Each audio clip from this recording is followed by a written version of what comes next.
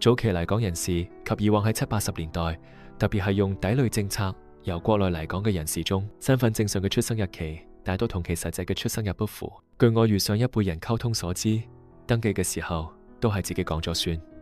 所以有啲人為咗去符合法定嘅工作年齡，會特意改早啲自己嘅出生年份，而大部分人嘅習慣都會用農曆出生日去登記身份證㗎，因為佢哋認為農曆出生日先至係真正嘅出生日。有啲忘記或者不知道自己出生日㗎，甚至會用自己喜歡嘅數字嚟作為出生日嘅登記。而除咗上述呢啲人士以外，仲有兩類少有但並唔罕見嘅情況可以分享俾大家。道基10多年前喺某大機構工作時，需要服務一位30嚟歲由內地來港嘅富貴人士，佢身份證上嘅出生日期同佢真正嘅出生日期亦係有分別㗎。我之所以知道，係因為曾經協助佢去辦理過一啲文件。喺我離職後撰寫大道無境時，佢知道我會算命後，喺要求我替佢算命嘅時候，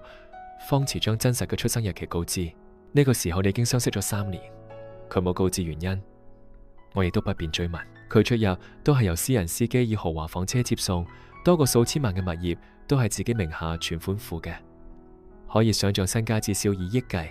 而佢夫家喺國內更係擁有龐大嘅生意網絡，資產更加難以估計。佢亦告知道基，佢某啲身份特殊嘅朋友喺唔同社交圈子中嘅慶生日期都會有所不同，所以外界係唔會知道此類人真實嘅出生日期。